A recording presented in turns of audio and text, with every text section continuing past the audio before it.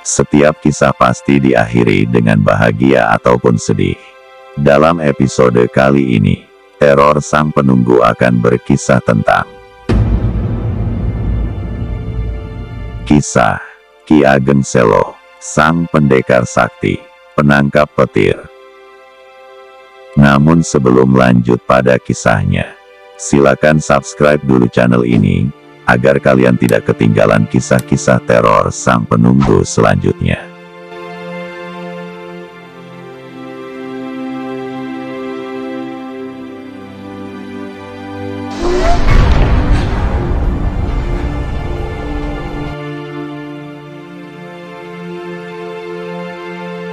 Babat Tanah Jawi menyebutkan, Ki Ageng Selo adalah keturunan Raja Majapahit, yaitu Prabu Brawijaya V.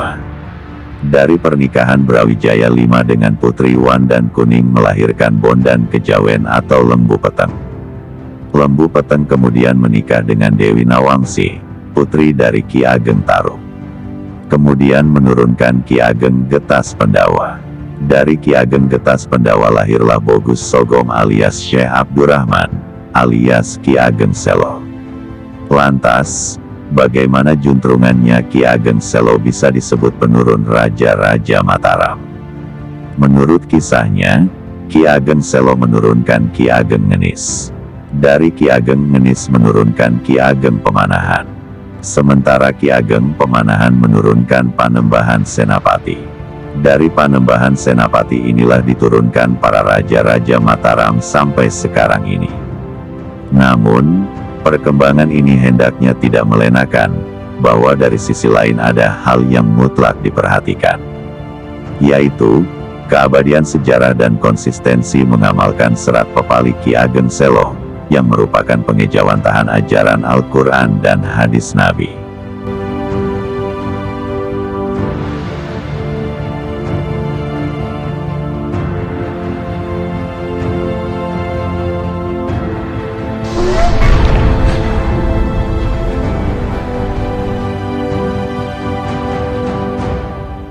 Untuk yang pertama, mengabadikan sejarah meniscayakan adanya kodifikasi sejarah Ki Ageng Selo dalam satu buku khusus, sebagaimana Wali Songo dan para wali lain, bahkan para Kiai Mutakhir juga diabadikan ketokohannya, jasa-jasanya dan keteladanannya, dalam catatan sejarah yang utuh dan tuntas.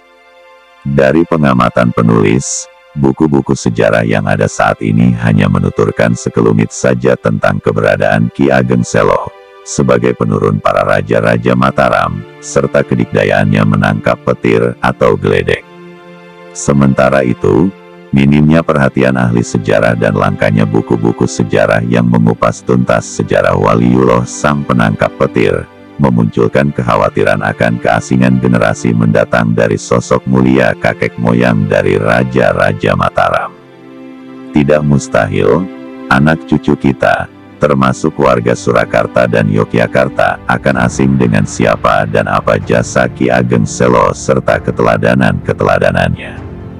Barangkali tidak banyak yang tahu bahwa Surakarta dan Yogyakarta memiliki ikatan sejarah dan emosional yang erat dengan Selo.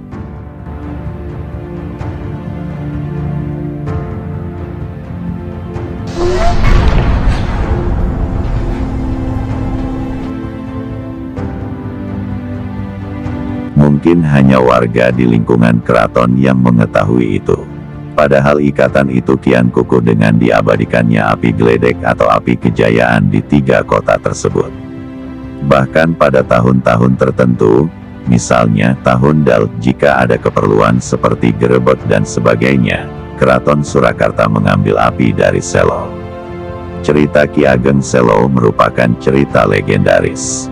Tokoh ini dianggap sebagai penurun Raja-Raja Mataram, jika sekarang Keraton Surakarta dan Yogyakarta sampai sekarang ini. Ki Ageng Selo atau Kiai Ageng Abdurrahman Selo, di mana sekarang makamnya terdapat di Desa Selo, Kecamatan Tawangharjo, Kabupaten Grobogan, adalah tokoh legendaris yang cukup dikenal oleh masyarakat daerah Grobogan, namun belum banyak diketahui tentang sejarah yang sebenarnya. Dalam cerita tersebut dia lebih dikenal sebagai tokoh sakti yang mampu menangkap halilintar atau petir.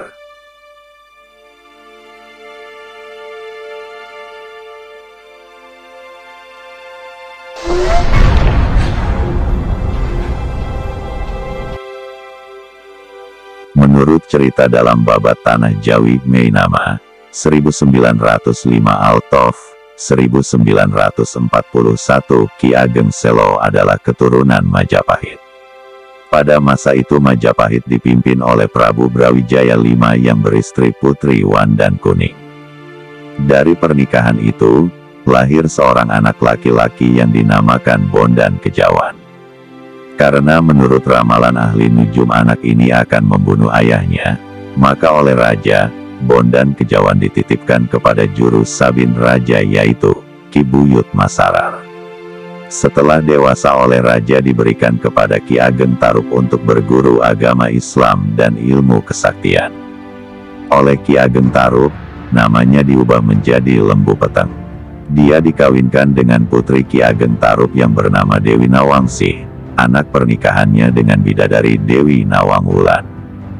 Ki Ageng Tarub atau Kidang Telangkas tidak lama meninggal dunia, dan Lembu Peteng menggantikan kedudukan mertuanya, dengan gelar Ki Ageng Tarub II. Dari perkawinan antara Lembu Peteng dengan Nawangsi melahirkan anak Ki Getas Pandowo dan seorang putri yang kawin dengan Ki Ageng Ngerang. Ki Ageng Getas Pandowo berputra 7 orang yaitu 1. Ki Ageng Selo, 2. Nyai Ageng Pakis, 3. Nyai Ageng Purna, 4. Nyai Ageng Kare, 5. Nyai Ageng Wanglu, 6. Nyai Ageng Bokong, 7. Nyai Ageng Adibaya.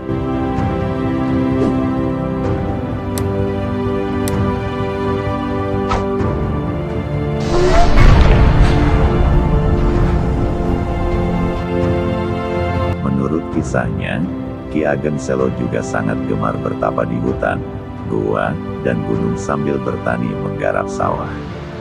Dia tidak mementingkan harta dunia. Hasil sawahnya dibagi-bagikan kepada tetangganya yang membutuhkan, agar hidup berkecukupan.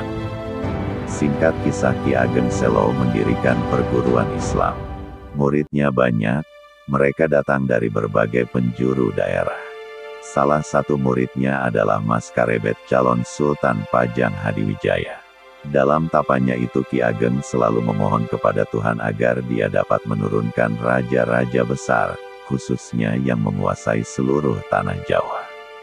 Kala semanten Ki Ageng sampun pitung dinten, pitung dalu wonten gubuk pagagan saler wetaning Tarub, ing wana renceh. Ing wanci dalu, Ki Ageng sare wonten ing ngriku, Ki Jaka tingkir tilem wonten ing dagan. Ki Ageng Selo dateng wana nyangking kudi, bade babat. Katinggal salebeting supeno, Ki Jaka tingkir sampun wonten ing wana, sastra sahatahing kekajengan sampun sami rebah, kaseredan dateng Ki Jaka tingkir alias Mas Karebet.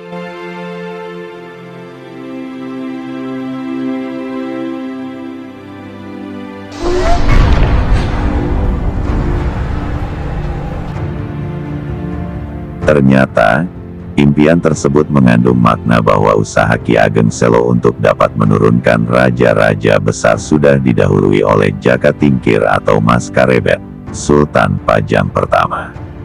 Ki Ageng kecewa, namun akhirnya hatinya berserah kepada kehendak Tuhan yang Maha Kuasa. Hanya kemudian kepada Jaka Tingkir, Ki Ageng Selo berkata, "Nanging tole, ing buri turunku kena nyambungi ing wahyumu, Dirjo Subroto, 131 Altolif 36.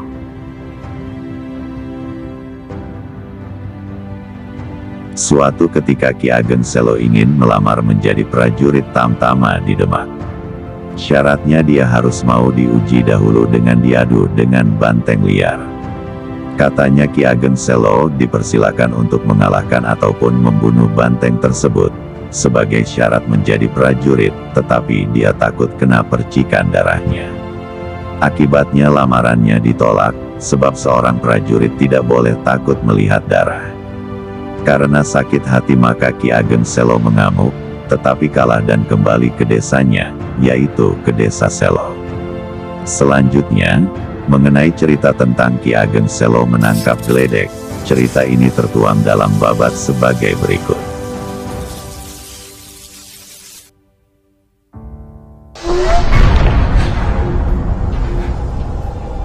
Ketika Sultan Trenggana masih hidup, pada suatu hari Ki Ageng Selo pergi ke sawah. Hari itu sangat mendung, pertanda hari akan hujan. Tidak lama hujan lebat turun, petir mulai menyambar-nyambar. Tetapi, Ki Ageng Selo tetap melanjutkan mencangkul, tapi tiba-tiba petir itu menyambar Ki Ageng Selo, wujudnya sesosok kakek-kakek. Tanpa pikir panjang, Ki Ageng Selo langsung menangkap petir itu, kemudian diikat di pohon gandri, dan dia meneruskan mencangkul sawahnya. Setelah cukup, dia pulang. Sementara petir itu ia bawa pulang dan dihaturkan kepada Sultan Demak. Oleh Sultan Trenggana, petir itu ditaruh di dalam jeruji besi yang kuat, dan ditaruh di tengah alun-alun. Seketika banyak orang yang berdatangan untuk melihat wujud petir itu. Namun tiba-tiba, datanglah seorang nenek-nenek dengan membawa air di dalam kendi. Air itu diberikan kepada kakek petir dan diminumnya. Setelah minum terdengarlah menggelegar memekakkan telinga. Bersamaan dengan itu lenyaplah kakek petir dan nenek misterius itu tersebut. Sedang jeruji besi tempat mengurung kakek petir itu hancur berantakan.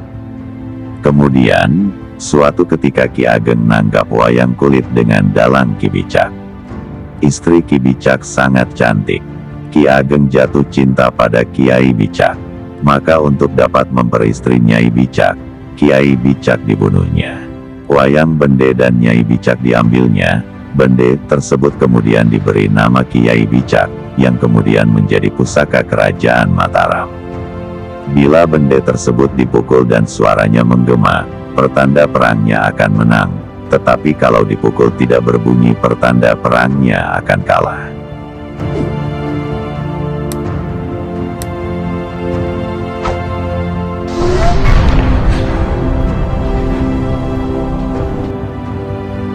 Sementara itu, ada peristiwa yang lain lagi. Pada suatu hari, Ki Ageng Selo sedang menggendong anaknya di tengah tanaman waluh atau labu. Tepat di halaman rumahnya, tiba-tiba datanglah orang mengamuk kepadanya.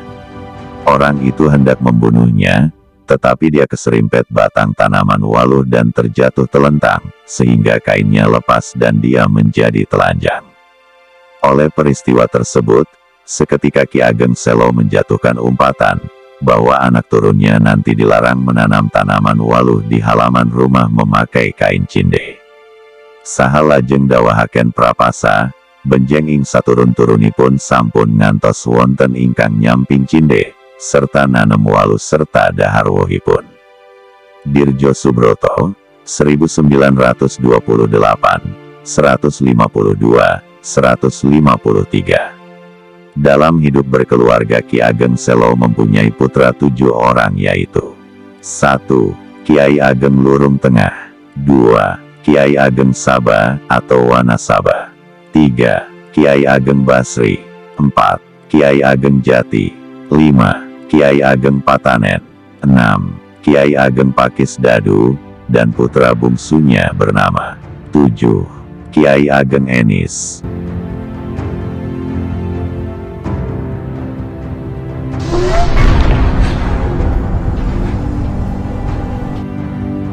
Menurut kisah, Kiai Ageng Enis berputra Kiai Ageng Pamanahan yang menikah dengan putri sulung Kiai Ageng Saba, dan melahirkan Mas Ngabehi Loring Pasar, atau Sutawijaya. Beliau adalah pendiri kerajaan Mataram. Sementara, adik Kiai Ageng Pamanahan bernama Ki Juru Martani. Kiai Ageng Enis juga mengambil anak angkat bernama Ki Panjawi. Mereka bertiga dipersaudarakan dan bersama-sama berguru kepada Sunan Kalijaga bersama dengan Sultan Pajang Hadiwijaya, atau Jaka Tingkir. Atas kehendak Sultan Pajang, Ki Ageng Enis diminta bertempat tinggal di Dusun Lawiyan, maka kemudian terkenal dengan sebutan Ki Ageng Lawiyan. Ketika dia meninggal juga dimakamkan di Desa Lawian. M. Atmodarminto, 1955-1222. Dari cerita di atas bahwa Ki Ageng Selo adalah nenek moyang Raja-Raja Mataram. Ketika ada acara tradisi grebek mulut, utusan dari Surakarta datang ke makam Ki Ageng Selo untuk mengambil api abadi yang selalu menyala di dalam makam tersebut. Begitu pula tradisi yang dilakukan oleh Raja-Raja Yogyakarta. Api dari sela dianggap sebagai api keramat.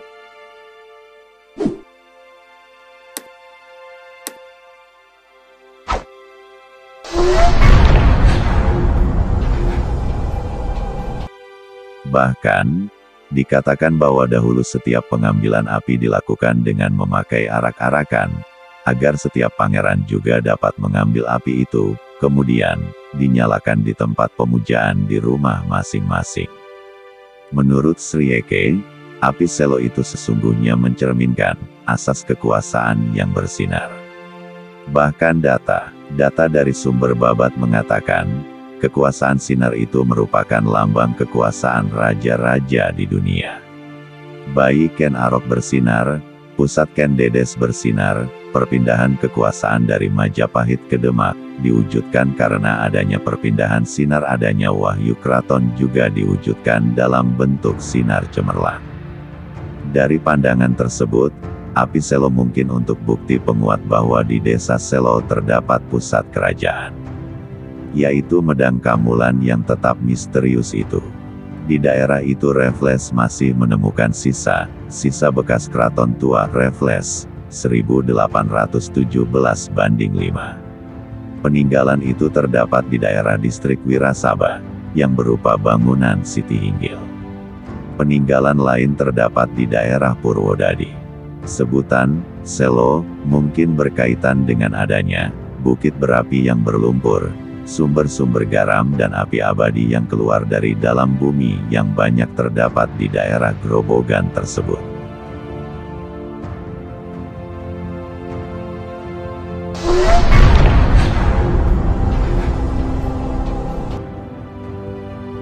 Ketika itu, daerah kerajaan dalam keadaan perang di Ponegoro.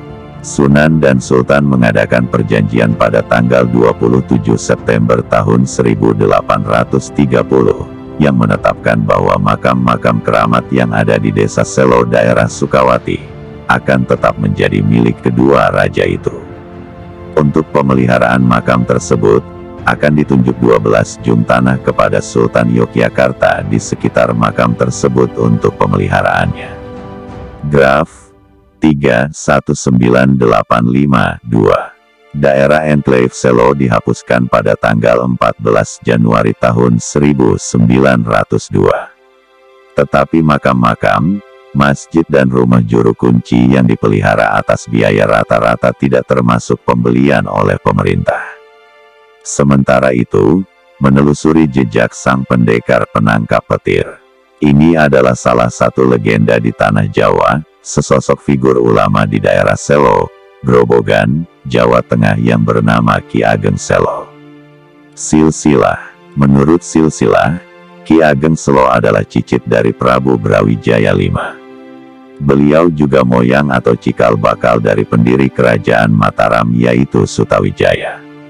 Termasuk Sri Sultan Hamengkubuwono X, Yogyakarta, maupun Pakubuwono XIII, Surakarta.